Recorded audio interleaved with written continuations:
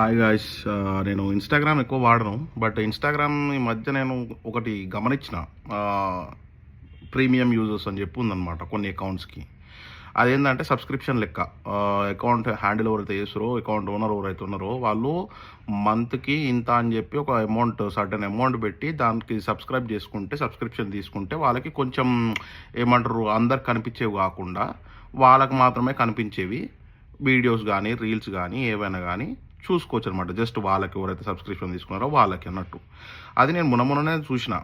అయితే అందులో నేను గమనిస్తే ఎవరైతే అమ్మాయిలు న్యూడిటీ ఎంకరేజ్ చేస్తారో, ఎవరైతే అమ్మాయిలు వాళ్ళ బాడీ పార్ట్స్ చూపించుకుంటారో, వాళ్ళకున్నన్ని సబ్స్క్రైబర్లు ఎవరికీ లేరసలు. అయితే నేను రీసెంట్‌గా ఒక అమ్మాయిది చూసిన. ఆ అమ్మాయి పేరు నేనేం చెప్పదలుచుకోలేదు. Because I don't want to justify on someone or anything they do. అది వాళ్ళ కర్మ, వాళ్ళ ఇష్టం అది. వాళ్ళ బతుకు అట్లానే బతకాలని చెప్పి వాళ్ళు డిసైడ్ అయి ఉన్నారేమో. అది వాళ్ళ ఇష్టం అది. సో, నేను వాళ్ళ పేర్లు కూడా ఏం చెప్పను.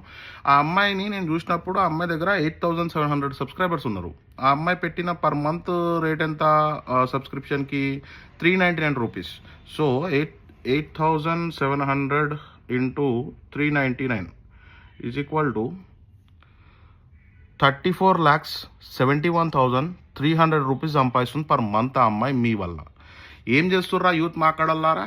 మళ్ళీ ఏమనంటే అన్‌ఎంప్లాయ్‌మెంట్ ఉంది. లవడా గవర్నమెంట్ అది చేస్తలేదు, ఇది చేస్తలేదు. మాక్కేలోడే మీ అమ్మ పైసలు, మీ అయ్య పైసలు తీసుకపోయి ఇట్లాంటి ముండల కాడ పెట్టేటప్పుడు దిమాగ్ పని చేస్తలేదురా?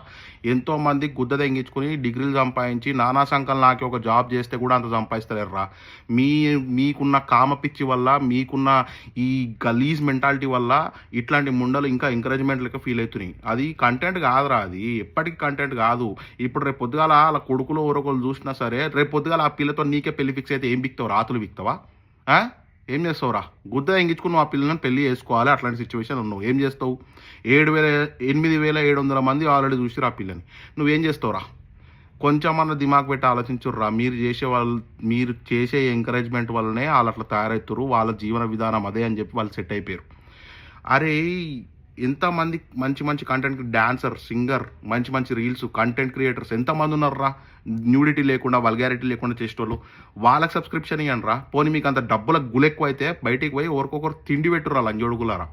గిట్లాంటి అమ్మాయిల కాడికి పోయి ఇన్‌స్టాగ్రామ్‌లో ఏందిరా, క్రోమ్‌లో ఉండేటివి పుక్కట్లో తీసుకొచ్చి ఇన్‌స్టాగ్రామ్‌లో సబ్స్క్రిప్షన్ అనే పేరుతోటి పైసలు పెట్టి చూస్తుర్రా సిగ్గులేని ముండడుగులారా. కొంచెమన్నా దిమాగ్ ఉండాలిరా. దిమాగ్ తిరిగిపోయిందిరా గది చూసి నాకు. ఎంతమంది సంకలు నాకి జాబులు చేస్తుర్రా. ఆళ్ళకి కూడా వస్తలేవు ఆ పైసలు. మీరు మీ సొంతం పైసలైతే కావయి. మీ అమ్మవో, మీ అయ్యవో చిన్న చిన్న పిల్లలు రా సబ్స్క్రిప్షన్లు తీసుకునేటోళ్ళు. కాలేజ్ పోరలు. మీకేం కర్మరా మాక్కేలోడే. ఇంకా మస్తుందిరా జిందగీ ముంగట. గివి సబ్స్క్రిప్షన్లు పెట్టుకొని చూసుకుంటే ఏమొస్తదిరా?